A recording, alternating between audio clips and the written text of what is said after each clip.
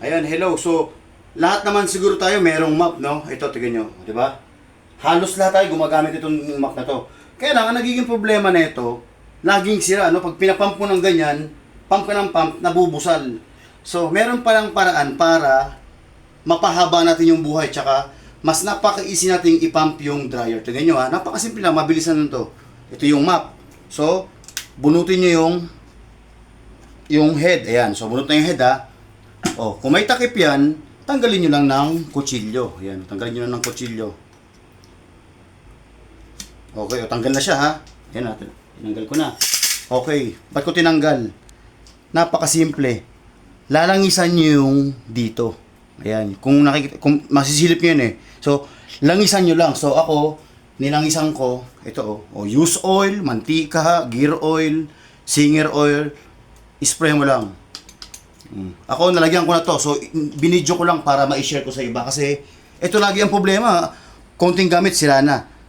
Eh, ito, tignan nyo, oh. Ang lambot-lambot niya na, oh. Kusa siyang bumababa.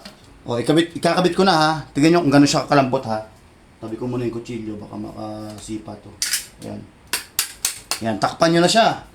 Pagkatakip nyo sa kanya, ko muna, ibalik nyo na ngayon doon sa may head. Pero, habang nalagyan nyo siya ng langis, na-lubricate nyo siya, medyo i-move nyo para kumalat yung langis sa loob. Okay? Para talagang mapil niya yung langis. Ngayon, ibalik nyo na, medyo may katigasan.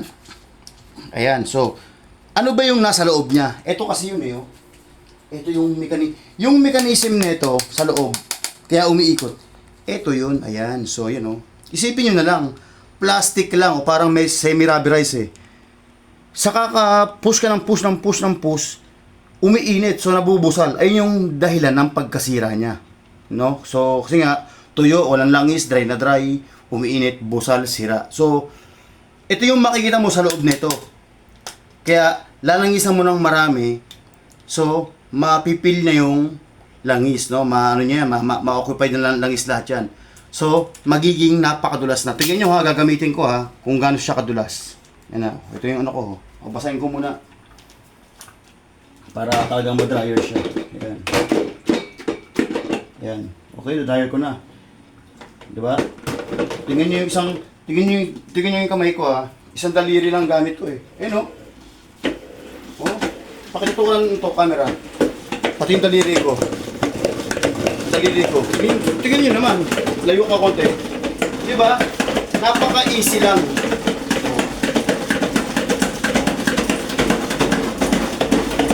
Diba? Oh. Tapos, lapit ka. Yung dati, nung wala itong langis, pag bumaba na to, halos humihinto na siya. Ngayon, halos diin ko ng pababa, ayaw pang huminto kasi nga, may langis na sa loob. So, napakaganda ng lubrication niya, no? Yung tawag ito, yung langis ay talagang nagpatulas. Tignan nyo, oh. Oh, easy na, oh.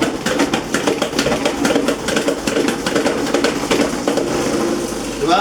Hindi mo na kailangan ng sira. Ayun ang problema kasi nga walang langis. Samantalang ito, isang daliri lang, oh. Hinliliit nga lang, oh. Okay, gets? Tayo pa konti. Sana nakatulong, no? So, napaka-easy na, nakatipid ka pa. So, natuto ka pa. Isipin mo, no? Magagayan ka. Tapos, ilak mo na. Magmamap ka na ngayon, di ba? O, di ba? Gets? O, di ba? Napakadali lang. O, sana nakatulong ha, kasi lahat tayo halos gumagamit nito eh. Napaka-komportable kasing gamitin ito. So, tanggalin mo ng plato, langisan mo sa loob, balik mo yung takip, i-sure mo na kumalat yung langis, tapos, ibalik mo na. Tapos, mag-map ka na, tapos mag-dryer ka na. O, diba? Okay, gets na? Salamat sa panunood. O, last, tignan nyo. Tignan nyo. Pakadali, o. Okay? Thank you. Sana nakatulong.